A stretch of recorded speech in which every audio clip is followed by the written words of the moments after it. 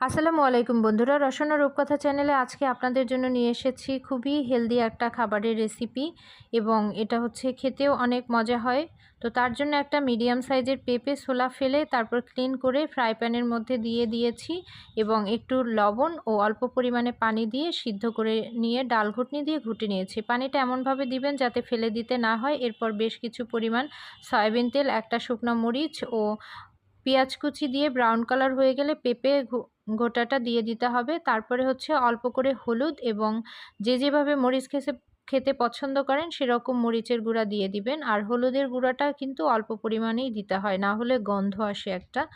এভাবে দিয়ে মিডিয়াম আঁচে এটাকে হচ্ছে এভাবে করে নেড়েচেড়ে নিতে হবে। এই যে দেখেন, এমন পর্যায়ে উঠাতে হবে যেন কোনো পানি না থাকে, তেল ছেড়ে আসে ফ্রাই প্যান থেকে, যেন এই পেঁপে মাখাটা উঠে উঠে আসে, তখনই আসলে এটা হয়ে যাবে। আর এই খাবারের রেসিপিটা যাদের বাচ্চাদের পটি অনেক সময় হার্ড থাকে তাদের জন্য একটা ভালো খাবার। এটা তাদেরকে অনায়াসে খাওয়াতে পারেন, বড়রাও খেতে পারেন। এরপরে হচ্ছে আমি এখানে ধনিয়া পাতা কুচি অ্যাড করে দিয়েছি। এরপর একটু নেড়েচেড়েই আজকে হচ্ছে পেঁপে ভর্তা, পেঁপে মাখা যেভাবেই বলেন, সেটা হচ্ছে রেডি হয়ে গিয়েছে। এটা আমার দাদার খুব পছন্দের খাবার, আমার মায়ের কাছ থেকে শেখা, তিনি এভাবে করতেন।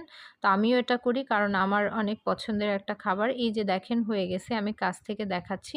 এটা যেভাবে কালারফুল হয়েছে, গরম ভাত দিয়ে খাবেন, এটা দেখবেন খেতে অনেক মজা লাগে। তো রেসিপিটা ভালো লাগলে আমার চ্যানেলটি সাবস্ক্রাইব করবেন, কমেন্টে অবশ্যই জানাবেন কেমন হলো খাবারটা। সবাইকে অসংখ্য ধন্যবাদ। আল্লাহ হাফেজ।